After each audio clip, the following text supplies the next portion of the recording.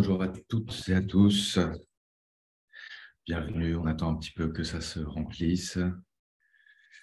Ça vient, ça arrive.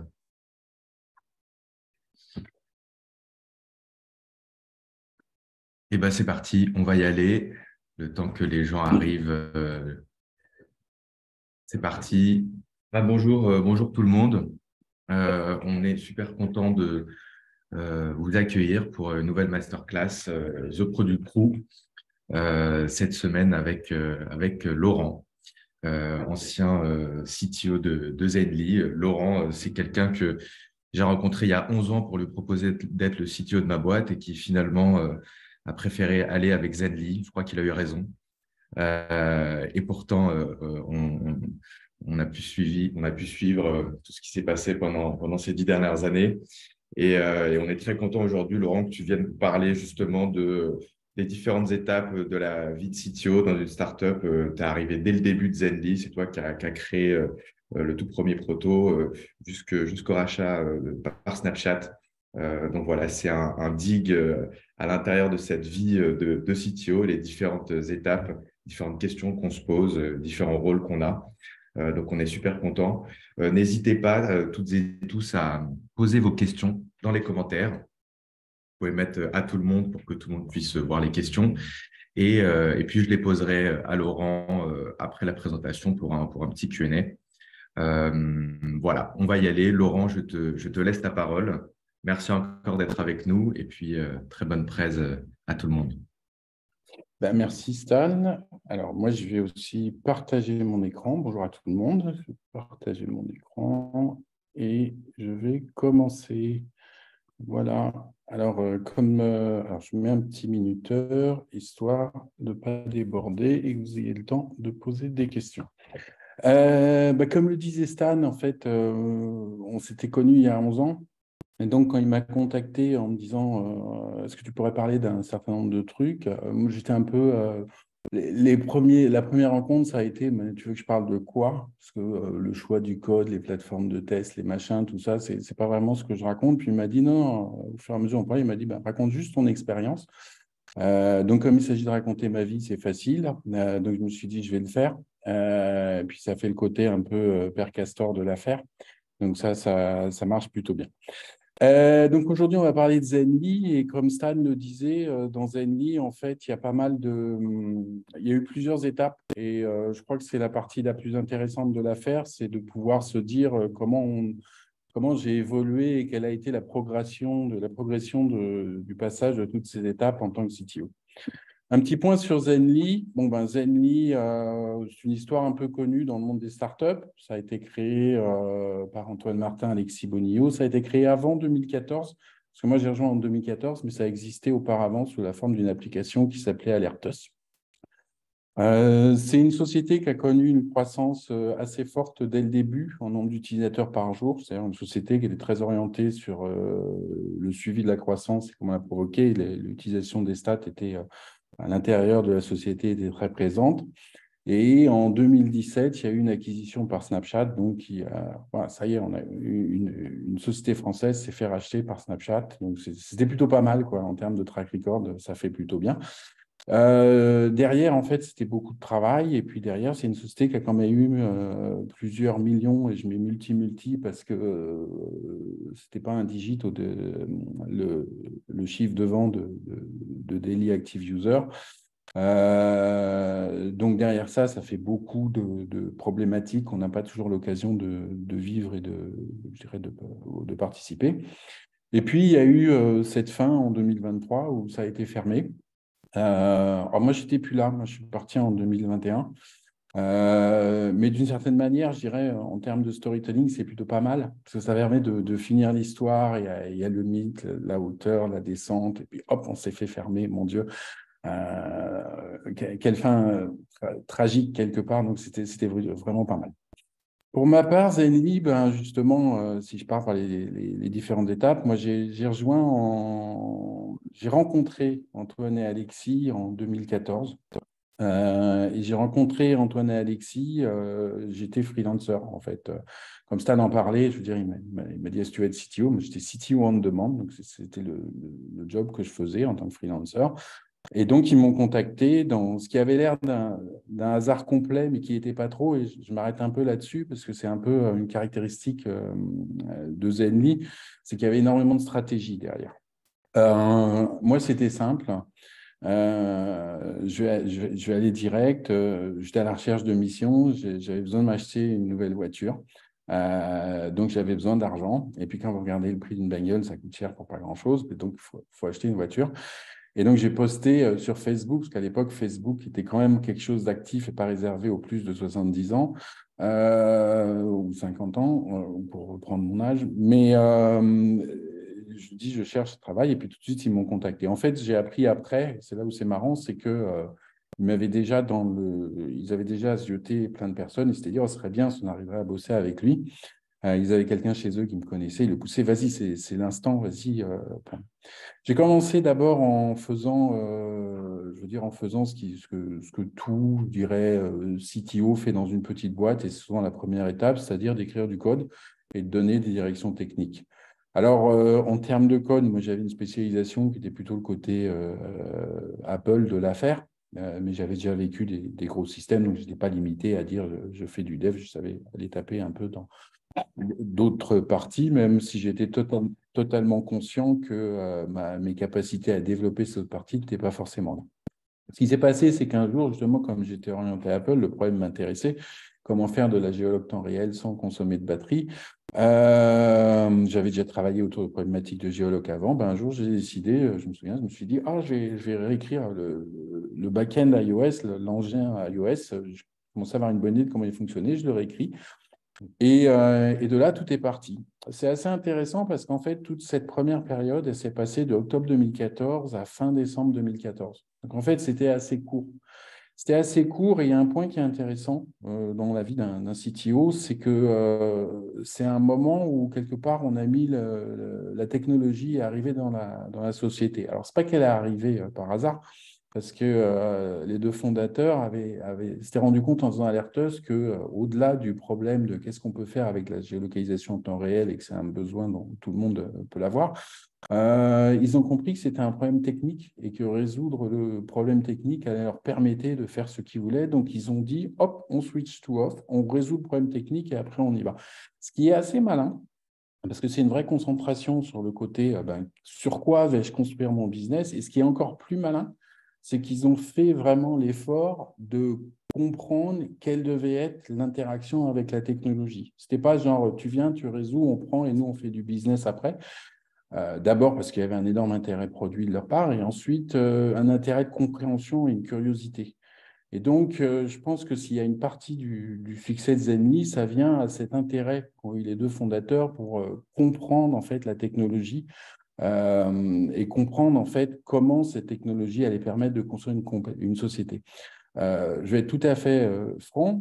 Il y a une partie du design, donc du truc original, c'est moi, mais il n'y a pas que moi. Et il y a eux aussi, même s'ils ne sont pas marqués ingénieurs, clairement, ils ont apporté des éléments, et c'est l'ensemble, je dirais, cette espèce d'ébullition des 3 premiers mois qui a permis de créer en fait, ce qui est devenu Zenly.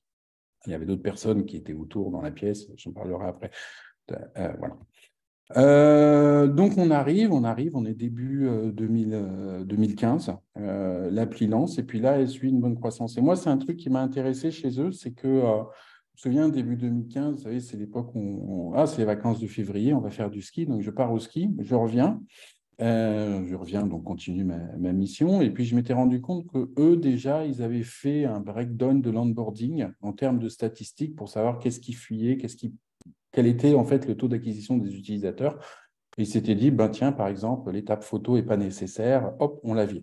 Alors, il y avait eux, puis il y avait aussi le CXO, Nicolas, qui bien sûr était là dès le départ. Et donc, en fait, ce qui s'est passé, c'est que au fur et à mesure, on a vu la croissance, j'ai continué à aider, puis à un moment, je suis devenu officiellement le CTO de Zenly. Et là, je suis rentré dans la phase numéro 2 de l'affaire, qui est la phase de dire, ça y est, tu es là. Faut faire grandir l'équipe. Donc, quelques mots sur cette histoire de faire grandir l'équipe. Faire grandir l'équipe, c'est 2 choses. C'est embaucher et c'est manager. Alors, manager, j'en parle un peu après, mais d'abord, il y a embaucher. On dit toujours dans les boîtes, embaucher, c'est la clé, il faut assembler le A-team, ce genre de choses, etc. Pragmatiquement, de manière réelle, embaucher, c'est difficile, embaucher, c'est long. Il faut voir beaucoup de personnes, c'est épuisant. Parce que vous travaillez avec des recruteurs, et allez, il est super celui-là, vas-y, vas-y, ou pas des recruteurs, il faut les chasser, il faut répondre, il faut mettre en place un processus. Et ça, c'est un point où, je veux dire, on avait fini par mettre en place un processus qui permette non seulement de se dire on peut embaucher les bonnes personnes, mais qui permettent aussi d'avoir une certaine régularité. Aujourd'hui, un conseil que je donne toujours aux startups que je rencontre, c'est si vous voulez embaucher quelqu'un, commencez dès maintenant parce que vous aurez de l'entraînement à faire. Trouver son processus d'embauche, c'est un truc qui prend du temps. Aujourd'hui, je suis dans une société, je pense que j'ai un processus d'embauche qui marche plutôt pas mal. Je le dois à toutes ces années à Zenly, où quand j'étais là-bas, je n'avais pas forcément l'impression que ça marchait plutôt bien. Et je dois aussi à d'autres personnes, notamment le VP Engineering de Zenly, cette manière de se dire comment, quand tu vois quelqu'un, tu arrives à creuser tout de suite la question fondamentale qui est ce que je serais capable de travailler avec cette personne et qu'est-ce que ça donnerait de travailler avec cette personne, est-ce qu'on serait capable d'échanger. Donc, c'est vraiment ça qu'il faut créer dans un entretien d'embauche. C'est pas est-ce que tu connais quelque chose, c'est pas une notion de savoir, c'est une notion de comment on arrive à travailler ensemble. Quand on a commencé à grandir, alors il y a un point assez amusant, c'est qu'on a commencé à avoir certains comportements un peu bizarres des candidats qui tout d'un coup, ils voulaient venir et puis ils disaient « Ah, ça a l'air super, etc. » Et puis hop, au dernier moment, ils disaient « Oui, moi je veux ceci, moi je veux cela, je veux tel titre, je veux tel machin. » Donc c'est aussi un truc qui arrive quand on a une société qui grandit, c'est que quelque part, je dirais, on attire les gens et comme on attire les gens veulent plus. Donc il faut apprendre aussi à gérer tout ça. Moi, je veux tel titre. Tu l'as pas. Au revoir, quoi. C'est un peu ce genre de choses. Pourquoi tu l'as pas? C'est pas qu'on ne veut pas forcément donner, c'est qu'on avait décidé qu'il y aurait telle structure à Zenly, on se tenait à ça. Bien sûr, embaucher, ça amène sur le management. Et là, on pose la question, c'est la phase quasiment numéro 2, ça vient de 3 de l'affaire. C'est vous êtes CTO et puis vous avez commencé, vous faites du code, vous embauchez des personnes, vous dites c'est super, je vais monter une équipe, puis à un moment, vous ne pouvez plus gérer. Vous ne pouvez plus gérer parce qu'il faut gérer, vous ne pouvez plus tout gérer. Donc, il va falloir déléguer. Alors, le management, qu'est-ce que ça veut dire? C'est un mot bien compliqué. Je n'ai pas encore trouvé la signification, je dois dire. Alors, ça veut dire faire grandir les gens. On entend ça des fois, ça sonne bien, ça sonne assez, tiens, je suis au service de tout le monde. Mais en fait, c'est plein de frustration parce que c'est passer des parties à des personnes où on se dit, j'aurais pu avoir envie de les faire moi-même. Et même avec un peu d'orgueil, on se dit, j'aurais sûrement fait mieux que la personne que j'ai embauchée, quoi. Ce qui n'est pas forcément vrai, mais on a quand même toujours cette pointe d'orgueil. Qu'est-ce que ça veut dire? Ça veut dire, mon boulot, en fait, c'est de faire en sorte que les choses arrivent. Et je crois que ça devient de plus en plus ça. Et puis, c'est toujours aussi se poser une question, c'était assez présent, c'est est-ce que ce que je fais est dans l'intérêt de la société? Donc ça, c'est un truc sur lequel on va revenir un peu après, c'est qu'effectivement, il y a, dans l'évolution d'une société, je parle du côté, en fait, CTO de l'affaire, il y a un moment la question en disant, est-ce que je fais, ça correspond à ce que j'ai envie de faire ou mon plaisir actuel, ou est-ce que ça correspond, entre guillemets, à ce qu'il faut faire pour la société à cet instant et à ce moment-là? Et c'est là où, quand on est à un niveau où il y a marqué chief, où il y a marqué VP, ce genre de choses, on est obligé de penser, en fait, en disant, mon truc, ça va être de penser qu'est-ce qui va faire en sorte que la société marche, et moi, du côté technique de l'affaire. Pratiquement, le management, ça consiste aussi à gérer les personnes. Donc, si vous n'avez qu'une méthode de management à avoir, c'est faites des meetings one-one. Un meeting one-one, idéalement, c'est 45 minutes par semaine, par personne. Si vous avez 20 personnes, vous faites le calcul, à la fin de la semaine, vous êtes mort. Donc, il va falloir faire venir d'autres personnes. Et puis, à ce moment-là, pour manager, beaucoup de personnes veulent être managers parce qu'en France, quand on est manager, on pense qu'on a le pouvoir de direction. Mais en fait, gérer des gens, ça ne permet pas de faire du code. Donc, beaucoup de personnes dans la tech se disent, moi, je veux décider techniquement, mais je ne veux pas forcément passer du temps au côté humain de l'affaire. Donc, il faut faire un choix. Dans la structure de Zenly, et là, je prends un point là-dessus. Donc, moi, j'étais le CTO, mais il y avait un VP Engineering, Corentin Kérizit. Et il y avait un truc très particulier, c'est qu'il avait été décidé que Corentin, il serait au même niveau que moi. Et c'était beaucoup mieux comme ça. Mais c'est un truc que j'avais déjà vécu auparavant, une telle structure. Quand j'étais chez Apple, c'est qu'à l'époque, j'étais responsable d'une équipe de management et il y avait une autre personne, alors lui s'occupait de la qualité des tests, ça, il était au même niveau que moi. Et en fait, ça implique vraiment qu'on ne s'occupe pas de la même chose. et ça implique vraiment qu'on n'a pas les mêmes, je dirais, les mêmes responsabilités. Et ça, c'était vraiment bien, parce que en fait, c'est aussi un truc qui a bien marché dans Zenly, c'est le fait qu'il y a cette notion de ce qu'on fait, et puis il y a cette notion de chacun, je veux dire, comme je dis, à son territoire, il s'occupe de certains trucs et doit aider l'autre à fonctionner. J'étais plus dans l'opérationnel, donc quelque part, je n'avais pas géré l'opérationnel, il n'y a aucune raison que l'opérationnel me reporte. Je dis ça parce que dans beaucoup de sociétés, il y a vraiment une notion pyramidale de l'affaire. Je pense que ça a été vraiment une bonne idée qu'on n'ait pas suivi une pyramide classique chez Zenly. Corentin, bien sûr, avait des personnes autour de lui, Steve, Cyril, Jean-Baptiste, plein d'autres personnes. J'ai mis en petite image ce livre de Ryan Holiday, quelqu'un qui écrit des choses sur les sociétés, le management, etc., qui s'appelle Ego is the Enemy. Je le mets là parce que je conseille à tout le monde de le lire, parce que justement, dans cette idée à un moment, il faut transitionner et passer à quelqu'un d'autre. C'est un livre que j'ai trouvé assez intéressant et important à lire, parce qu'il permet justement de faire cette transition. Voilà. L'étape suivante, dans la vie de Zenly, elle est arrivée un jour avec deux personnes qui ont toqué à la porte et qui nous ont dit « Bonjour, est-ce que vous avez des meetings aujourd'hui ?» Oui, bien sûr. Vous ferez mieux de les annuler. Donc, ça fait un peu bizarre. Et puis, les types, ils sortent un badge et il y a marqué CNIL. Donc, quelque part, on s'y attendait parce qu'on savait, on traite de la géolocalisation, on traite tout ça. Donc, on s'attendait qu'un jour, il y a des gens qui allaient voir si on gérait bien les données personnelles. D'ailleurs, on gérait bien les données personnelles.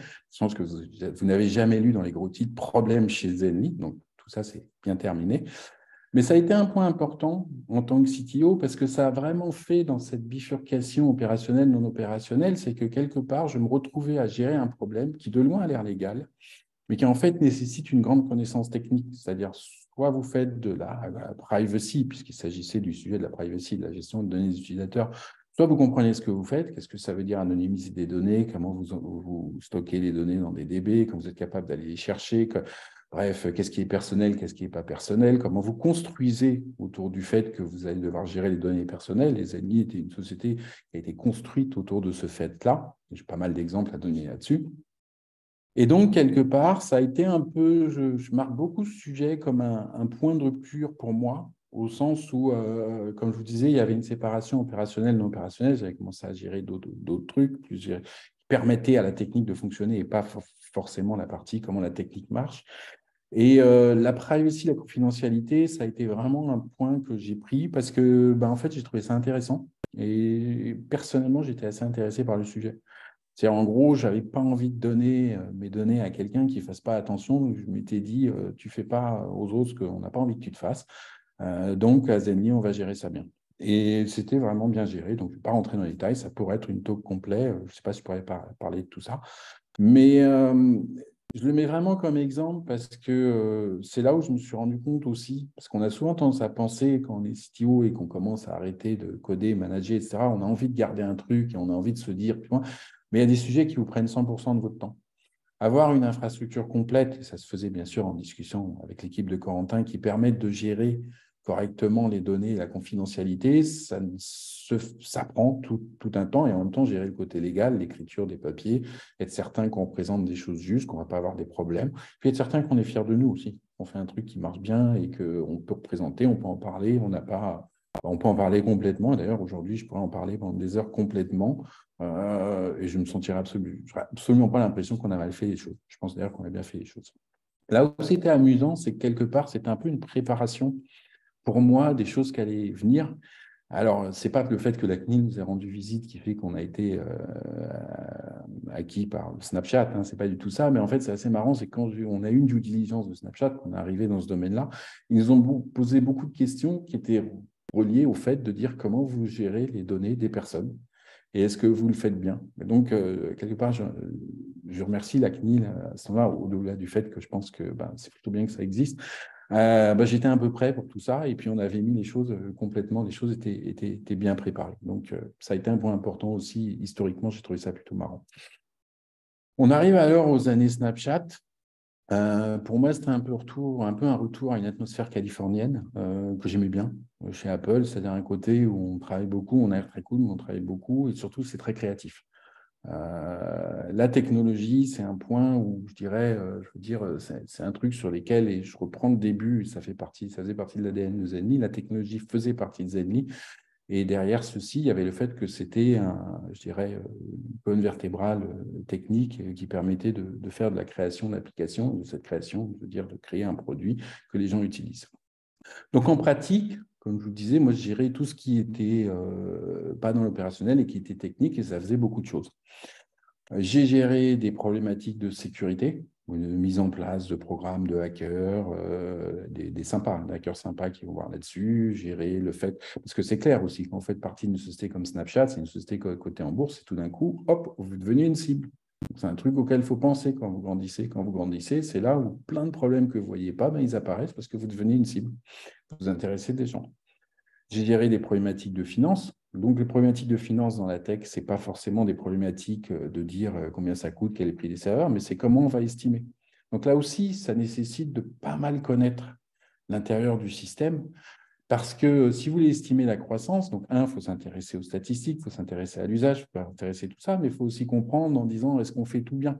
Est-ce qu'on n'a pas derrière, par exemple, on a fait un algorithme qui fait 3 appels au lieu d'un, et on s'en fout quand ça coûte 2000 balles, et quand ça commence à coûter 200 000 balles par mois, tout d'un coup, ça va partir de 200 000 à 600 000. Donc, c'est des préoccupations où il faut être capable d'aller creuser dans tous les endroits. Il faut être capable de se poser la question à chaque instant en se disant, est-ce que ce truc-là, il fait vraiment? Et moi, je veux dire, je n'avais pas forcément, je regardais des fois, mais forcément regarder le code, mais mes outils principaux, c'était la donnée.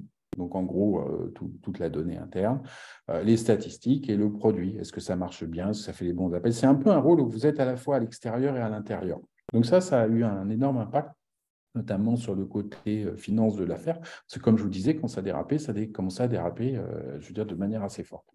Le côté légal, donc j'ai parlé de la confidentialité, mais aussi des contrats qu'il y avait avec les third parties. Donc j'ai appris, alors ça aussi c'est un truc que j'ai appris avec Snapchat, à lire des contrats techniques. Ce qui est très intéressant de lire des contrats techniques, et pour tous les CTO qui sont là, je vous conseille d'apprendre à le faire, parce qu'en général, vous avez affaire à des commerciaux qui veulent vendre quelque chose, ils ne savent pas ce qu'il y a dans les contrats. Et si vous lisez les contrats, il y a quand même plein de petits points. Vous vous rendez compte qu'en général, les sociétés, elles ne s'engagent pas forcément à des trucs auxquels vous voulez regarder. C'est un bon levier de négociation. Donc, c'est un truc où j'étais appris à gérer des contrats. Et puis, bien sûr, d'autres choses comme les gestions avec les stores. Vous avez pu le voir au fur et à mesure des années. Apple et Google sont devenus de plus en plus, on fait de plus en plus attention à la confidentialité, la privacy. Donc, il fallait gérer, il fallait discuter, il fallait voir telle permission, tel truc, etc. J'ai été plutôt préparé, donc bien préparé, donc ça marchait bien. À la fin, qu'est-ce qui s'est passé? En gros, et c'est ça que je veux dire qui est important, c'est que moi quand je suis parti de Zenly, j'ai vraiment l'impression d'avoir mis le chief dans CTO. Je n'étais plus un super lead engineering, quelque chose, quoi. Je veux dire, il y a une notion de vous êtes au-dessus, vous êtes censé être au-dessus de la mêlée. Non pas en termes de connaissances, mais en termes de à quoi vous allez passer votre vie, quoi. En gros, c'est laisser passer, je dirais, peut-être des frustrations initiales au départ, se dire merde, je n'ai plus les mains dans le code. Apprendre à aller vite, droit au but pour comprendre, réagir, parce que quand il y a des problèmes sur une boîte qui grandit, comme je vous dis, ces problèmes peuvent être coûteux, ils peuvent être coûteux en temps, en hommes et puis en réputation. Et puis apprendre à s'adapter, je veux dire, au contexte de la société. Donc, quelque part, à chaque fois, il y a une évolution du rôle. Mais on maintient sa place. On maintient, je veux dire, c'est une boîte qui marche, c'est pas seulement une boîte où toi, tu fais ça, tu fais ça, tu fais ça. Comment tu as fait ça? Je m'intéresse pas. En fait, quand il y a je m'intéresse pas à ce que tu fais, c'est comment on crée finalement cette espèce de mouvance. Il y a des fois où moi, je me disais, je veux dire, tiens, j'aurais besoin de telle personne plus tôt parce qu'il fera ça mieux que moi. Je parlais de confidentialité dans des réunions qu'on a pu avoir. À un moment, j'ai dit à Corentin, est-ce que tu peux venir? Parce qu'il parlait mieux que moi. Je savais, même si c'était le sujet quelque part, que j'étais totalement capable de dire, je savais que la manière dont il en parlait aurait été meilleure que moi. Et il l'a fait, c'était meilleur et tout allait très bien. Voilà. Après Zenly, en fait, il y a une question qui est qu'est-ce qui se passe après Zenly? Moi, j'ai quitté en 2021. Et là, on se retrouve dans une situation où on se dit, bon, j'ai vécu une aventure, c'était complètement complet. Et ce qui est un peu une tautologie, ce que je raconte là. Et d'une certaine manière, on se dit, qu'est-ce qu'on fait? Moi, j'ai décidé d'aller dans le domaine de l'impact parce que c'est un domaine que j'estime important. Comme vous le savez, il y a une crise écologique qui est là. Et puis, quelque part, il faut faire quelque chose. Sinon, ça ne va pas être sympa pour nous. Je pense d'ailleurs que ça ne va pas être sympa pour nous. Et donc, j'ai complètement changé de monde. C'est un monde, en fait, où finalement, si je devais dire juste quelques mots là-dessus, c'est un monde où la technologie n'a pas encore trouvé dans pas mal d'endroits la place qu'elle doit occuper. Quand je dis qu'elle n'a pas trouvé, c'est à la fois du fait d'elle et à la fois du fait des gens qui font partie de ce monde. Bon, je ne détaillerai pas là-dessus parce que je vois le temps qui passe, mais j'ai pas mal à dire sur le sujet. Je me suis aussi réajusté, je veux dire, à des échelles, parce que c'était plus petite, et puis donc ça, c'est plutôt sympa. C'est là où on voit aussi, quand on passe dans un contexte différent, tiens, j'ai appris des choses et j'arrive à les faire correctement. Et puis, voilà, comme je vous disais, je suis parti d'un côté où j'ai laissé progressivement la partie code, la partie pure tech de l'affaire. Là, j'ai pu y revenir, j'ai fait un petit catch-up technologique. Je me suis dit, oh, ça va, je suis toujours pas rouillé, donc tout va bien, je serai capable de refaire grandir un niveau. Je vais arrêter là parce que je vois que le temps passe et qu'on est à peu près à, je ne sais pas combien, mais 20-25 minutes. J'aurais pu être un peu plus long à certains endroits, mais je vais arrêter là et laisser la place aux questions. Super, merci beaucoup Laurent. Il y en a plusieurs qui ont posé des questions, mais sans mettre à tout le monde, donc n'hésitez pas à les poser en mettant le petit drop-down à tout le monde pour que tout le monde puisse voir, même si je vais les reposer. Pendant que vous réfléchissez éventuellement à des questions. Donc, quelques mots pour ceux qui connaissent pas Product Crew. Donc, effectivement, on fait des masterclass toutes les semaines.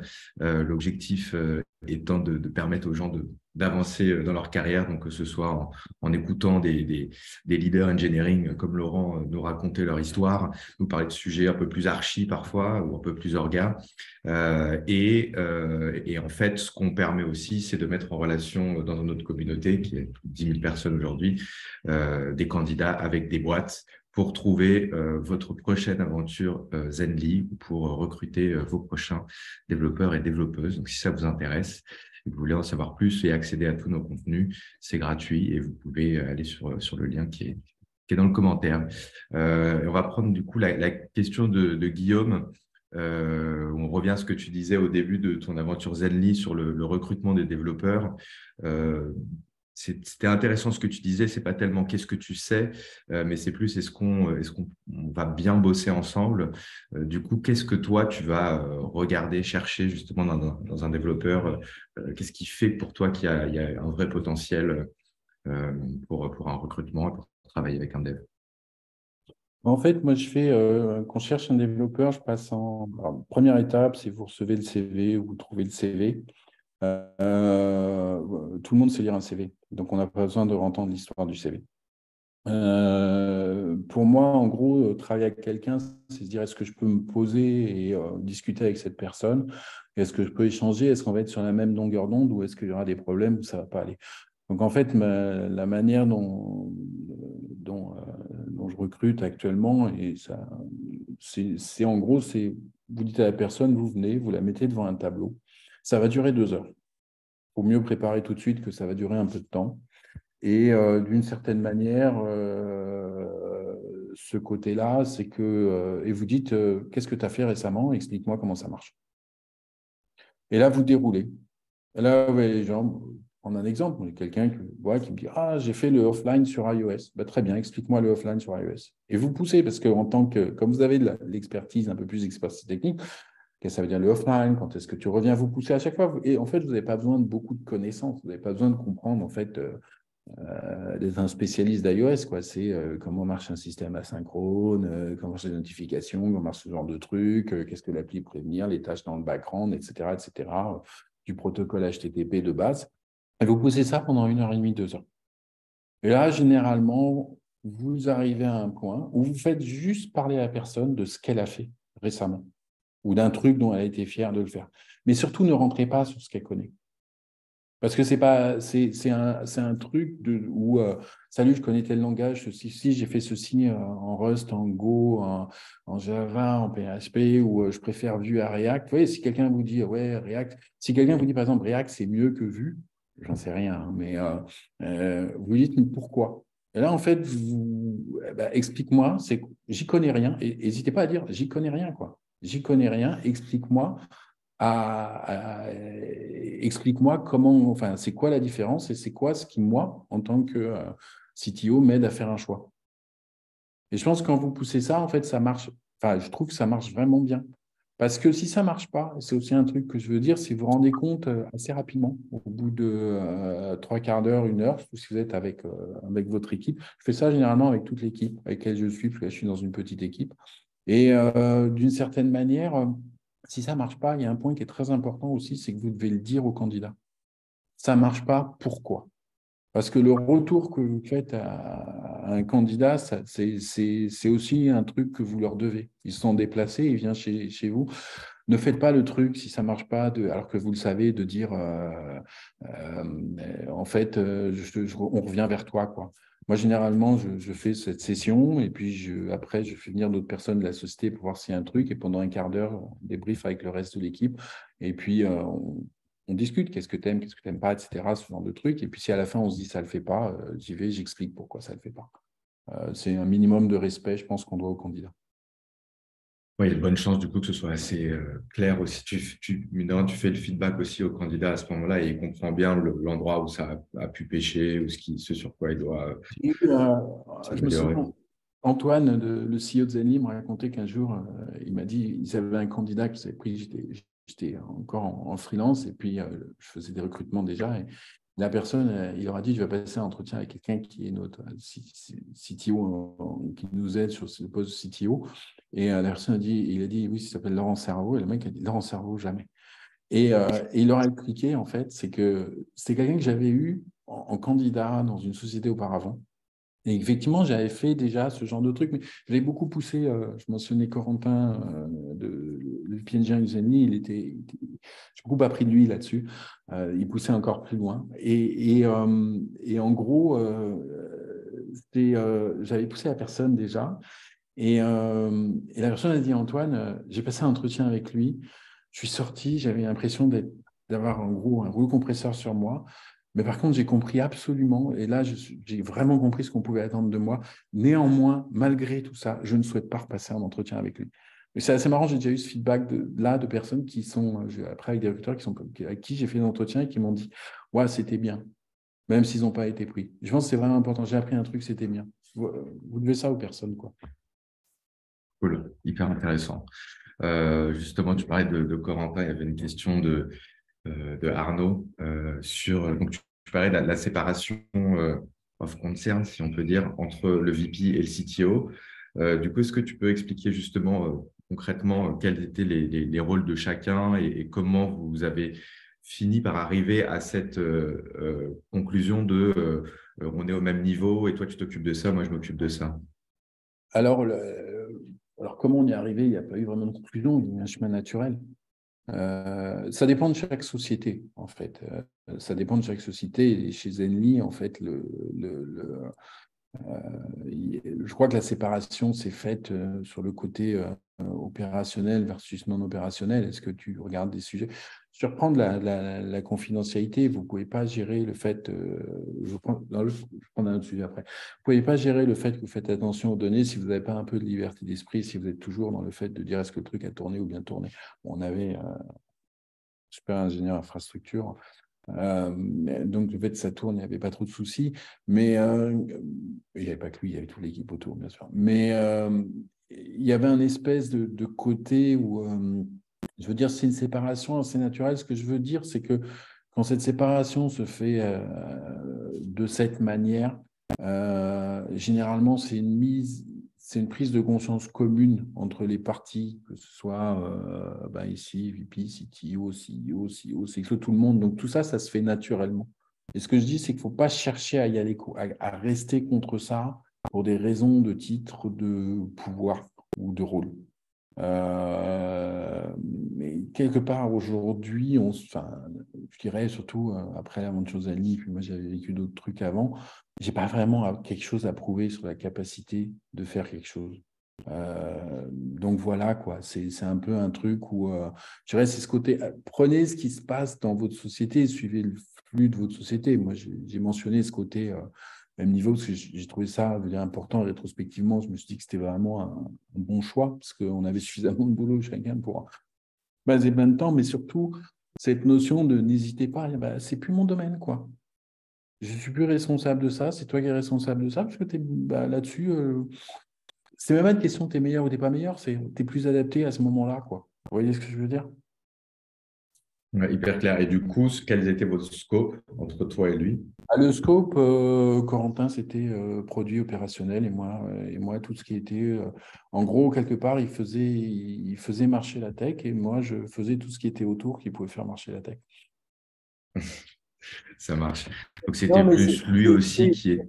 Ouais, c'est- c'est un truc, je vais vas-y, prendre vas-y. un exemple. On faisait du login par des SMS, par exemple.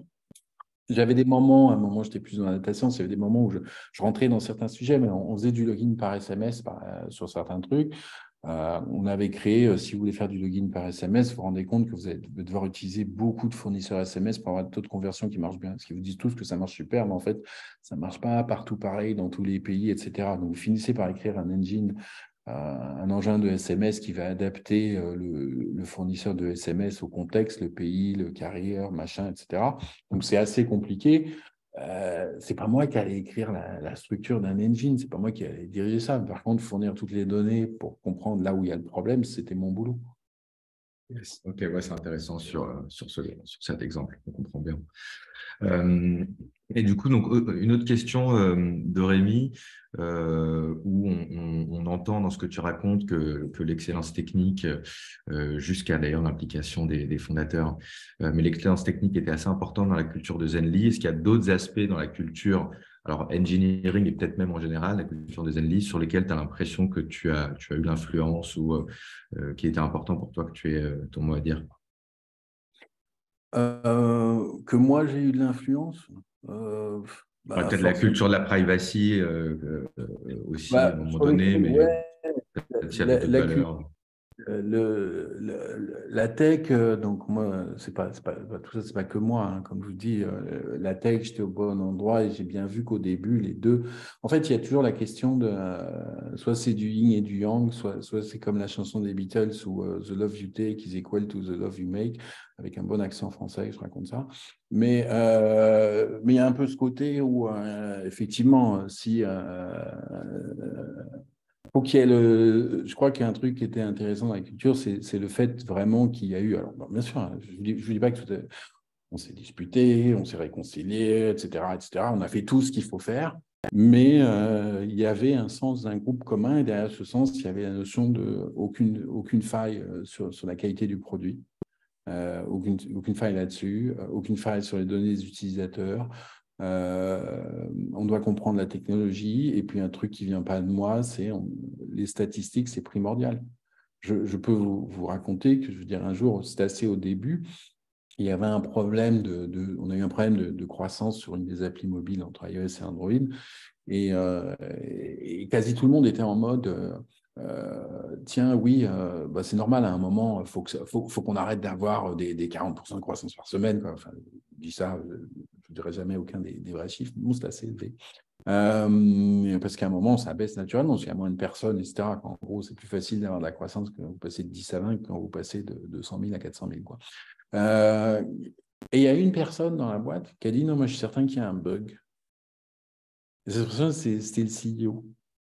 Et il avait raison, il y avait un bug qu'il avait trouvé avec les statistiques, avec le fait que, par exemple, le fait de tout mesurer. Donc ça, ce n'est pas un truc qui vient de moi, mais c'est un truc que j'avais pris de tout le monde, le fait de tout mesurer, de mesurer tous les chemins. Voilà. Donc il avait trouvé, je ne sais plus sur quel modèle de téléphone, il y avait telle boîte de dialogue qui faisait sortir du téléphone, et donc ça causait un drop à un moment, quoi. Et je trouve ça assez marrant. Enfin, je mets ce truc en exergue parce que c'était vraiment une question de culture, quoi. C'était assez au début, mais on l'a poussé avant à la fin. Moi, c'est vrai que j'ai pas mal poussé. Enfin, j'ai amené des trucs, mais j'ai amené des trucs sur le fait de dire bah, la tech, cette partie, mais parce qu'eux, ils l'ont pris. On était 5 à l'époque, quoi. Vous voyez ce que je veux dire? Donc, quand on était 20, c'était pas moi qui l'ai amené. Quand on était 20, 80, après, à la fin, c'est pas moi qui l'ai amené. Il y a eu des trucs ou sur des trucs de management, ben, j'en ai fait. Puis après, il y a eu Snap qui est arrivé, donc qui a eu son influence, qui a eu des bonnes idées. Enfin, qui n'a pas eu son influence, on opérait de manière tellement séparée. Mais forcément, vous apprenez des personnes. Et c'est vrai que comme moi, certains trucs dont j'avais l'habitude, ça venait aussi de mes années chez Apple aux États-Unis, où je retrouvais une partie, je n'étais pas non familier avec certaines cultures, mais ce n'était pas forcément moi qui ai mis en place. Un truc qui était important, justement, c'était la séparation. Est-ce que tu veux être contributeur individuel ou est-ce que tu veux être manager? C'est un boulot à plein temps, quoi. Donc voilà. Je ne sais pas si je réponds bien à la question, mais Voilà. Ah, tu participes à la réponse, je pense, qui est une question qui est très vaste sur la culture de la boîte, mais du coup, non, c'est hyper intéressant. Il y avait pas mal de questions aussi autour de, je vais essayer d'agréger tout ça, mais autour de la relation avec le produit, déjà, quel était le leadership produit? Est-ce qu'il y avait un CPO, Head of Product? Est-ce que les PM étaient dans différentes équipes? Quelle était la relation? Comment vous fonctionnez avec le produit sur les différentes itérations, sur les expérimentations, sur ce genre de choses? Le produit, il est très marqué. Bon, il y avait Nicolas, aussi CXO, Chief Experience Utilisateur au départ, qui avait est influencé par Antoine et Alex, plus Antoine sur ce côté-là, sur le produit. Donc, il y avait vraiment cette idée, des fois, où en gros, de dire avoir le produit en main, c'est aussi un truc. Je disais toujours la phrase qu'il y avait chez Apple où il faut eat your own dog food, il faut bouffer sa nourriture pour chien. En gros, utiliser Zenly, c'est ce qui a fait que Zenly a marché. Moi, tout au début, quand je vous disais, sur 3 mois, on a mis en place ce truc. C'était des trucs où des fois on s'envoyait des messages. Enfin, moi je me souviens, on envoyait des messages, même si on était le week-end, mais on avait le temps. C'était salut, je vais courir. Est-ce que tu peux regarder de temps en temps ma position pour voir si ça marche, quoi. Ce genre de. Donc, j'ai eu des candidats qui me disaient, qui disaient, ah ouais, j'ai envie de venir ces années quand ils ont commencé à grandir, parce qu'il paraît que c'est super ce que vous faites en tech, etc. Je disais, est-ce que tu as installé l'application? Non, je n'utilise pas ce genre d'application. Mais ça ne le fait pas. Je ne demandais pas à ce que les gens soient amis avec moi, ce n'est pas mon boulot. Hein. Je n'étais pas ami avec tout le monde dans la boîte, puis comme je vous dis, j'étais assez clair sur la privacy. Je n'ai pas envie que tout le monde connaisse ma vie, quoi. Mais chacun devait en avoir son usage. Et je pense que ça, c'est le plus intéressant.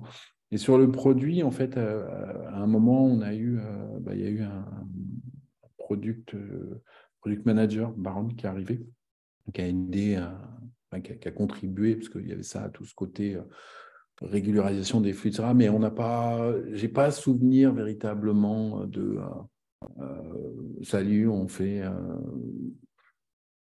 trop. Enfin, c'est plus de l'apprentissage et de la discipline que de la méthode. C'est-à-dire, en gros, la méthode la méthode existe toujours, puisque si je prends Baron, forcément, il y avait la méthode, l'expérience et tout ça, quoi. Mais il y a un côté où, quand vous développez un produit, le plus important, c'est que les gens utilisent le produit, que les fondateurs de la société utilisent le produit, que ce ne soit pas un truc tech product seulement, que tout le monde dans la société, je veux dire, reporte les bugs, fasse quelque chose, c'est la responsabilité de tout le monde. Et ça, cette culture-là, même si vous êtes 200, elle est essentielle. Et après, effectivement, le rôle d'une personne qui met en route le produit, il y a ceux qui designent, qui ont les idées, les créateurs, et puis il y a ceux qui sont plus en train de dire comment faire en sorte que ça arrive en termes de process. Et là, j'aime bien le comparer en fait au fait de dire qu'il y a la personne qui gère le produit plutôt que d'être un product owner, manager, machin, toutes ces terminologies-là. Je veux dire, c'est un peu, pour prendre une analogie musicale, c'est celui qui bat le tambour, quoi. Vous voyez, c'est celui qui donne le rythme, quoi. Il y a ça, et il y avait beaucoup de rythme à l'intérieur, les builds, les machins, les versions. On essaye, on sortait des trucs, quand on voulait tester quelque chose, on faisait quelque chose, on l'essayait. On vivait un mois avec avant de se dire c'est bien ou pas, quoi. Et quand on disait c'est bien ou pas, des fois c'était ouais, ça pourrait être bien, mais ça n'a pas le potentiel. Mais c'était vraiment ce côté collectif de reçu du produit, d'utilisation du produit. On n'avait pas tous le même usage, hein, ça c'est clair. Donc ouais, la tech hyper responsabilisée et honneur aussi dans la conception du produit. Il y avait quand même une roadmap, il y avait quand même le produit qui disait, peut-être au niveau macro, voilà les différentes features qu'on imagine importantes ou qui nous sont demandées par nos utilisateurs. Qui prenait la décision finalement de ces choses-là? C'était, je pense, il y avait quand même une équipe produit, Antoine avait beaucoup d'influence là-dedans. C'est assez marrant parce que ce que tu décris, c'est un peu un monde où tu dis le produit fait ceci, la tech le réalise. Et en fait, ce que j'essaie de te dire, c'est Non, ouais, il y avait des idées. Des fois, les idées venaient sur un coin de table. Alors, plus on grandissait, moins elles venaient sur un coin de table, mais c'était vraiment un truc en commun. Il n'y avait pas cette notion de produit demande et la tech fait, quoi. Enfin, je pense que je l'ai pas senti comme ça chez Zenly. Je me souviens d'un truc, c'était tout au début. C'était comment ça s'appelle? C'était un truc où il y avait on partait 2015, c'est plus à nouveau une histoire de ski. C'est marrant parce que je me dis, j'étais parti au ski avant, j'étais revenu, j'avais été impressionné par eux. Et en gros, il y en a un qui dit, il y en a un dans la pièce, mais on était vraiment dans la pièce, quoi. Enfin, on était dans une petite pièce, quoi. C'était un des premiers bureaux. Ah ouais, ce qui est chiant sur les pistes de ski, c'est que la géologue, ça sert à rien parce que voir ta position sur une montagne, tu t'en fous. Il y a quelqu'un d'autre qui dit, pourquoi on ne mettrait pas les pistes de ski? Je ne sais plus qui. Et donc, il y a eu ça. C'est resté assez longtemps. Ça est parti après. Euh, et quelqu'un a dit, ah ouais, super, tu sais si elles sont disponibles. Et on a mis les pistes de ski dans un lit parce qu'on a juste trouvé qu'on pouvait faire. Ça s'est fait en une après-midi, quoi. Euh, et le truc a sorti, tout le monde a trouvé ça génial. Et après, on a fait en sorte que ça allait bien, que ça. Enfin, veut dire, on l'a fait marcher, on l'a sorti quasi en le faisant marcher, sans savoir si les serveurs, parce qu'il fallait prendre les pistes, les données, les intégrer, machin, etc. Puis, c'était un mélange, vous voyez, c'est un côté très. L'idée a prédominé, on fait le truc. Et donc là, il n'y a pas. On va lancer un processus de 5 jours et puis on va voir si c'est faisable. Et puis, est-ce que tu as mis ton carte Scrum pour passer ceci? Je ne dis pas que c'est stupide, ça. Je dis juste, c'est bien d'avoir une méthode. Ce qui compte, c'est après, la méthode ne suffit pas, c'est d'ingérer et de la faire fonctionner et de trouver le modus vivendi dans la société qui fait que cette méthode devienne quasiment organique. Et c'est là. Bien sûr, on a eu besoin d'un produit, je ne sais plus comment il s'appelait, manager, c'était owner manager, Baron à un moment. Bien sûr certains des trucs venaient de plus de l'équipe produit, tandis que d'autres venaient plus, je veux dire, mais des fois, c'était aussi parce qu'il y avait cette intégration, c'était quelle opportunité. Tiens, ce truc me donne une idée, donc quelle opportunité je peux avoir avec ça. Donc, finalement, il y a beaucoup d'expérimentation, être vachement à l'écoute des utilisateurs et shipper d'abord, et puis voir ce qui fonctionne. C'est marrant, je vois dans les commentaires, on nous dit qu'il avait proposé sur Twitter de rajouter l'emoji flocon de neige et que dans l'après-midi, vous l'aviez shippé. Ça traduit vachement ce cycle-là que tu expliques. Et oui, les outils sont au service du produit et pas l'inverse. Bon, c'est une interaction, quoi. C'est vraiment une interaction. Euh, euh, c'est vraiment une interaction au sens, Ouais. vous êtes obligé, c'est pas, enfin, quand vous développez de la tech, si vous êtes CTO, vous développez de la tech, vous développez d'abord un truc parce qu'il y a un besoin, une vague idée, machin, et puis au fur et à mesure que vous développez de la tech, bah, c'est du matériau. Je me souviens, je ne sais pas pourquoi je pense à ça, quand j'ai rencontré Stan, il était sur un truc qui s'appelait Sanjam, ou Jam, je ne sais plus, tu me corriges. Jam, ouais. Non, Jam, c'est autre chose. Et en fait, il y avait une histoire de musique, et c'est un peu tiens, j'ai trouvé tel son. Ah ouais, ça me donne une idée, je vais faire quelque chose. Et si vous n'avez pas connaissance du son, si vous n'avez pas connaissance de la tech, vous n'aurez pas l'idée. Si c'est juste un cahier des charges et tu remplis ça, il n'y a pas ce point. Enfin, je veux dire, il y a plein de raisons qui ont fait que je ne peux pas mettre une raison précise qui ont fait que Zenly a marché, mais je pense que cette idée d'interaction entre tout le monde était une raison fondamentale. Ouais. Pas trop intellectualiser le besoin, mais plus Intellectualité au bon moment. au bon moment, Voilà. quoi. Exactement. J'ai envie de te poser une dernière question, Laurent. C'était quoi ton moment préféré dans toute cette histoire? Un moment dont tu te rappelles ou vraiment un aha moment où tu t'es dit, ouais, c'est incroyable ce qui est en train de se passer. Il va y en avoir plusieurs, j'imagine, mais Ouais, il y en a plusieurs. Je vais en citer deux. Je vais citer le tout début sur ce truc on a mis en place cette manière de fonctionner qui fait que ça bousillerait pas la batterie d'un téléphone. Mais à l'époque, les batteries étaient bousillables facilement. Un des premiers essais où on se rend compte que ça marche. Là, il y a eu un moment, et surtout, moi, je me souviens à l'époque, j'étais freelance, donc je me disais, bon, ça marche, mission terminée, je repars, quoi. Quand j'y pense, j'aime ce moment-là, parce que rétrospectivement, je n'avais aucune idée de ce que ça allait donner, quoi. Le fait que j'ai rejoint pour de vrai, etc., etc. Et je crois que je ne peux pas mentionner le moment je veux dire, il y a eu plein de... Enfin, moi, j'ai vraiment ça. J'ai trois moments véritablement qui me viennent. C'est ce moment-là, quand, je veux dire, la CNIL nous a dit, vous savez, all good, quoi. J'étais assez fier, en fait, de ça. J'étais assez fier parce que comme j'avais pas mal tartiné sur la privacy, je me disais, putain, on est bien au-dessus de toutes les banques et assurances de France, quoi. Donc, il y avait ce côté, waouh, c'est nous qui donnons l'exemple. J'étais On assez a bien fier de bossé. ça. Ouais, on a bien bossé. Et je crois, et il y a quand même eu aussi un moment assez sympa, c'était pendant le processus d'acquisition, parce que dans le processus d'acquisition, ben, moi, je me souviens, j'étais chargé de mener cette partie un peu du deal, enfin, correspondant du deal, dans un truc où je devais en parler à personne. Parce que on ne parle pas dans la société, hein, tout ça, c'est quand même assez secret. Si ça ne marche pas, quand vous voyez des meetings tous les jours avec des portes fermées, interdits, machin, vous dites, il se passe un On se truc. Mais doute de quelque chose. ouais. Moi, je me souviens quand Antoine et Alex sont venus me voir, ils m'ont dit, ben voilà, on va faire un processus machin, parce que ceci, cela, bon, plein de raisons pour lesquelles il y a eu ça. Tu vas t'occuper de cette partie-là, la partie tech, et en gros, ben voilà, c'est typiquement un cas où il faut séparer l'opérationnel de pas l'opérationnel, hein. Il n'y aurait pas eu Corentin et Steve, JB, Cyril, tout ça. Il n'y avait pas. Vous voyez ce que je veux dire? Enfin, ça tournait, Ouais. quoi. Moi, des fois, mes tâches, c'était imprimer 40 profils LinkedIn des gens qu'on avait dans la société, quoi, hein. Donc, ce n'était pas à faire avant ce soir, 17h. Donc, un, c'était long. Et deux, ce n'était pas forcément, mais il fallait faire ça.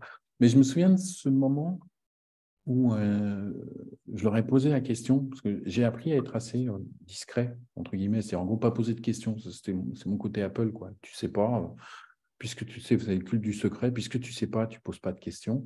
Et donc, j'ai appris à pas poser de questions, à part la curiosité de qu'est-ce qui se passe, qu'est-ce qui se passe, que tout le monde veut avoir, sauf ça, une espèce de truc.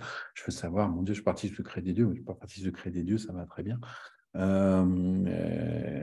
Et donc, il y a cette espèce de truc où je me suis dit, je me souviens de ce moment où à un moment, donc ça faisait 15 jours, 3 semaines, où on était en processus du deal, ça a duré 3 semaines, un mois, je ne sais plus, c'était assez long, hein, quand même, hein, des trucs, des codes scan, vous savez, vous envoyez tout, etc. C'est pour vérifier, justement, il n'y a pas de rat, c'est là où j'ai appris les contrats, s'il n'y a pas un rat, vous avez utilisé une librairie qui, en fait, fait que vous devez tout reverser. Vous savez, c'est ces trucs. C'est ça, c'est là où c'est intéressant, enfin, intéressant. Et donc, il y a vraiment ce côté où je me suis dit, j'aurais posé un jour, Alex et Antoine, et je leur dis, bon, vous en êtes tout dans votre processus de réflexion, parce que forcément, quand on se dit on va se faire acheter, il y a toujours la question de est-ce qu'on saute dessus ou est-ce qu'on se dit qu'on pourrait faire mieux? Ou s'ils veulent nous racheter, est-ce que ça ne veut pas dire qu'on serait capable de devenir... Vous voyez, il y a toujours ce côté-là, quoi, hein. Evan Spiegel avait refusé une offre de Mark Zuckerberg pour Snap, Facebook, quoi. Donc, forcément, quand il veut racheter, on lui rappelle, je pense. Mais Ouais. je n'étais pas dans les conversations, donc je ne peux pas savoir. Mais ce moment où ils m'ont dit, ils sont venus me voir un matin, et j'aurais dit, vous avez toute l'instruction, il m'a dit, ça vient bientôt. Et j'arrive le matin au bureau, et ils viennent me voir. On allait l'annoncer après, mais je ne savais pas. Et ils viennent me voir, ils me disent, Laurent, on va faire un tour. On commence, et puis ils me disent, ben voilà, on a décidé d'accepter l'offre, machin. Et on l'annonce après à l'équipe. Moi, je me sens bien, mais c'est 2 jours après, enfin, le soir ou le lendemain soir. Je me souviens, j'étais chez moi, et là, je me suis dit, ah, c'est pas, je l'ai mérité, mais c'est parce que il y avait un espèce de côté, ouah, quoi, une sorte de, j'étais vraiment content. On était atteint, on avait arrivé à ce niveau-là, et je voyais tout le travail que ça demandait. Tout d'un coup, et j'imaginais pas après quel travail ça allait me demander après pour être à la hauteur. Vous voyez ce que je veux dire? Enfin, être à la hauteur, ben, nous, on s'est fait, ça n'a pas été annoncé tout de suite, en plus, il y a eu des périodes de secret, etc. Mais à un moment, Zenly s'est fait racheter par Snapchat, donc pour tout le monde, c'est plus d'imaginaire pour tout le monde que de la vie pratique dans la société, quoi. Ouais. C'est être à la hauteur de cet imaginaire. S'il n'y avait pas ça, je ne serais pas là en train de te parler. Ouais. Mais je me souviens très bien à un moment, enfin, tu ne m'aurais pas raconté, je me souviens très bien cette sensation le soir de m'être dit, j'étais avec ma femme, me dit, On n'a pas bossé pour rien. et 8-10 ans qui avaient abouti, quoi. Ouais. Ouais, bah il y a une sorte de fin de cycle très claire et qui se traduit par une victoire, quoi. Donc, c'est vrai que c'est assez rare dans une startup où les milestones on ne sait pas toujours si c'est vraiment un milestone de succès ou si c'est juste une étape ou si c'est juste, bon, quand on se fait racheter, il y a quand même une notion de fin, quelque chose, ou de En fait, nouveau c'est début, ça. mais C'était l'affranchissement d'une étape. C'était ouais, c'est un ça. truc. Et ce moment de dire, putain, je peux prendre une pause, je peux respirer, quoi. Tout de suite, c'est reparti sur plein de trucs, parce que après, comment on fait, comment on gère, enfin, tout ça. Mais il y a une espèce de côté, je peux prendre une pause, je peux respirer, là, je peux m'asseoir et, entre guillemets, déguster un whisky. Je sais pas forcément c'est pas forcément ce que je fais, mais je pense que tout le monde voit l'image. Donc, Bien sûr. Merci beaucoup, Laurent. On va s'arrêter sur ce joli souvenir. Merci beaucoup, Laurent, d'être revenu sur ton parcours, sur les différents rôles que tu as pu avoir et sur un peu les internals de Zenly. Je crois qu'on aurait vraiment pu en parler pendant très longtemps encore. Mais merci vraiment. Merci à toutes et à tous pour vos questions. C'était hyper intéressant. La semaine prochaine, on aura une autre masterclass avec Job Teaser qui va nous parler de comment on embarque ces équipes dans une migration technique. Ce sera l'exemple de Next.js, mais je pense que ça peut s'appliquer à n'importe quel type de migration. Il y a des considérations techniques, organisationnelles, managériales à prendre en compte. Ils l'ont fait super bien, Job Teaser, en quelques mois à peine. Donc, voilà, ce sera une bonne occasion de voir quelles sont les questions à se poser sur ça. Donc, on vous retrouve la semaine prochaine. Merci encore, Laurent. Merci, Lucie, pour le hosting, comme d'habitude. Et puis, bon appétit à toutes et à tous. On se retrouve très vite.